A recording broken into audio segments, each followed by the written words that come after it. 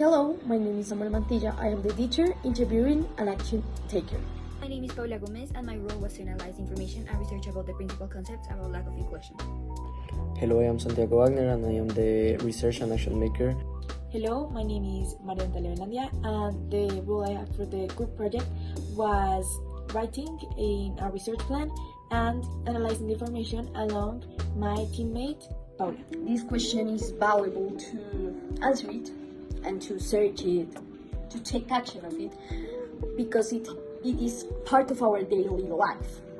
Because the people that we are trying to help are part of our community we see all the days. So with this, we have to make a change because they are discriminated, because they don't have very well economics, they are a different social, they are all different cultural matters. So in here what we are doing is finding a space where they can talk and they can be recognized so that all the people get involved in this action and do that this become a reality, that there is no discrimination, there is equality. I am going to explain the point 3 of the team project. So basically this research focuses on inclusion and belonging in community and workplaces. So highlighting how inclusion involves creating welcoming behaviors and norms while belonging ensures individual feels accepted and valued. Exclusion arises from factors such as high turnover rates, lack of diversity in leadership, poor morale, and limited psychological support. So leaders play a crucial role in addressing this issue because it's an unconscious bias. So like stereotyping, pure communication, and tokenism often hide their inclusion efforts. To combat exclusion in the GCB, experts recommend fostering open communication, like reviewing organizational practices and promoting inclusive leadership. Additionally, individuals may hesitate to report exclusion due to fear of discrimination, self-doubt, or cultural and social pressures, underscoring the need of proactive strategies to create inclusive environments. On a global context, the lack of inclusion not only addresses the social and economic background factors, but other ones such as ethnicity, race, gender, and disabilities. According to the World Bank State, located in Washington, D.C., says that exclusion or the perception of exclusion may cause certain groups to opt out of markets, services, and spaces, with costs to both individuals and their economies. Globally, the loss in human capital wealth due to gender inequality alone is estimated at $160.2 trillion. Afro-descendants continue to experience high levels of poverty, 2.5 times higher in Latin America. 90% of children with disabilities in developing countries do not attend school. In many countries, it is especially difficult to tackle LGBTI exclusion, gender discrimination, and violence. Today, 70 countries continue to criminalize homosexuality. These countries are often located in the African continent. This shows that the problematic is not only a social consequence, but may impact other areas of the same community, in this case, the economics.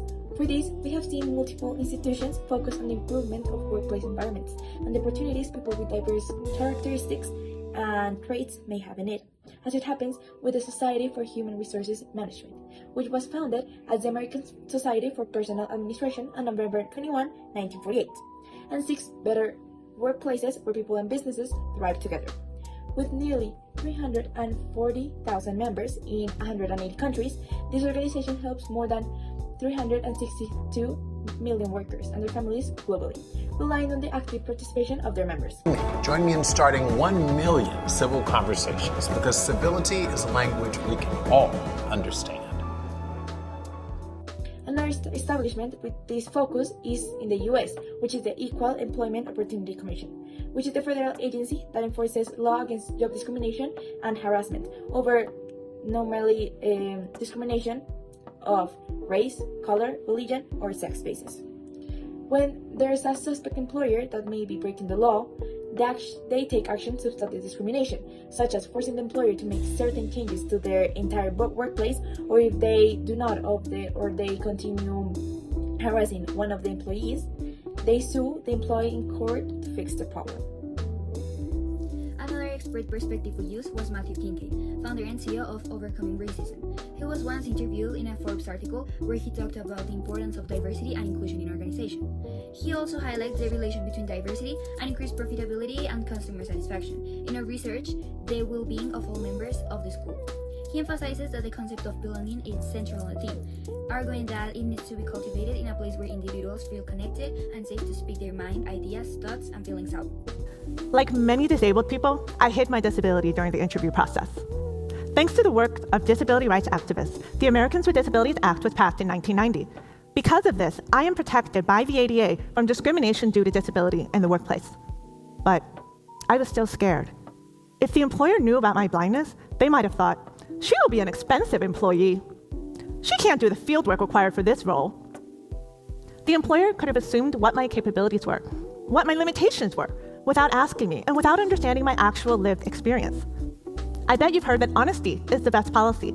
But is it really the best policy when it comes to disclosing a disability when that could be the reason you don't get hired? Tenemos tres preguntas y nos vamos a contestar. ¿Sientes que tu trabajo es valorado como verdaderamente se tiene que valorar aquí en el GCB? Sí. ¿Has experimentado alguna forma de discriminación por parte de alguien? Coordinador, profesor. No, pues hasta el momento no, pues a veces sí tienen como sus series, pero así que sea discriminado. ¿Qué sugerencia tienes como algún cambio que se pueda hacer, digamos, para este tema? Pues con respecto al comedor, de pronto que tomen un poquito como de conciencia de los niños, digamos, no dejar tantos vasos, tantos cubiertos en las mesas, sino pues ya al lugar de adecuado. Gracias. Guadma, en la entrevista. La primera pregunta es, ¿crees que todos en la escuela, incluidos los trabajadores como el personal de limpieza, los conductores de autobús, reciben el mismo trato? ¿Por qué o por qué no? Pues sí, porque hay personas muy importantes para nuestro colegio que hacen nuestra limpieza, nos llaman a nuestras casas, por eso. La segunda es, ¿ha notado algún estudiante o trabajador que parezca excluido o no incluido en las actividades? No he visto. La tercera es, ¿qué crees que la escuela podría hacer para que todos se sientan parte sin importar su trabajo o antes de ellos? Pues sobre todo el respeto a la limpieza, a los trabajadores, a los buses, no dejar basura en los buses, o sea, sobre todo a la limpieza porque no tenemos que colaborar, a las licencias a todos, tenemos que respetar a todos, escuchar mucho trabajo. Gracias. ¿Qué crees que el colegio podría hacer para que todos, estudiantes y trabajadores, se sientan incluidos? Pues para que puedan ser incluidos en las actividades, que pues digamos que ese día no trabajen, que estén, pues que tengan el día libre, puedan hacer lo que quieran y que salgan más temprano. Gracias, Alexander. So, as a result of the third step of the airship research plan, we're going to promote our second solution, which is pasting posters to encourage children, in this case the primary students, to do three main actions that may improve workers' the GCB staff life and the daily workplace, which are first, encourage, which is recognizes others' effort, which we may notice, but we never speak it out loud, so people really never know how we feel about their work. Second, respect.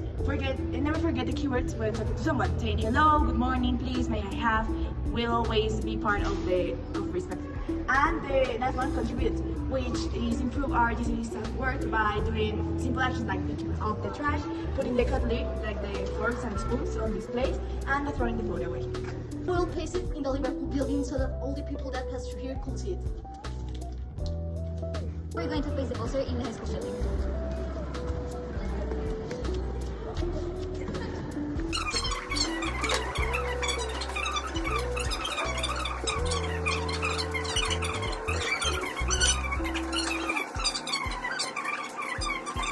Representing the benefits of the poster, we are going to place it in the primary block.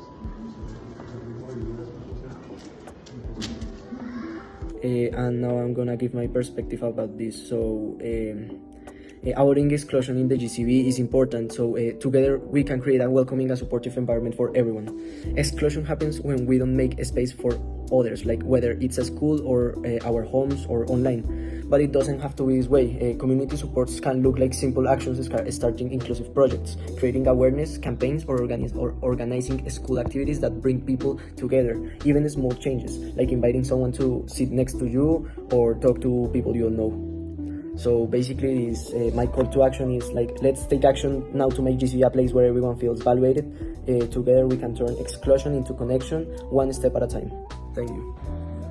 This solution can be made in a more local or more bigger way if we all implement this mechanism in all the schools and it works, because there are some people that do not treat like the people that help us deserve. Also in the homes, if there is someone helping, you have to be respectful with that person, and not because he is working for you, it is less than you. Finally, I want to invite you to take action and help us make a change. All together and with small actions, we can do it. Every action counts. So to conclude, we can say that the lack of inclusion is an important thing to be taken in mind, to be talked about, and to be investigated about, since it is present on the daily life of most of us in different areas of our community, and because it reflects a global reality, which is the ones of people being discriminated or treated in bad manners, because of a wide range of factors such as social or economic backgrounds, religion, race, gender, or even their disabilities. Through this project, we also learned that in our local scale case, discrimination is not only shown in the physical or the verbal manner, but also in small actions that may impact others' lives and make them feel their work feel recognized, and that their hard work is really worth something in their community. And that this could be achieved through small actions like our words of gratitude, keeping the respect manners, and helping them do simple tasks that may make their works easier. We also learned that the knowledge we gain from this project impact the way we see other global issues, since we learned that the lack of inclusion is really present or connected to other issues like the poverty or social hierarchies, and how issues that are in a very large scale and that are quite complex to be addressed about can start being solved by kids, by students, or in our personal days with small actions, with simple actions, and how if we encourage or if we promote these actions to be taken by other people, we can actually make a larger impact in our community and indeed in our society.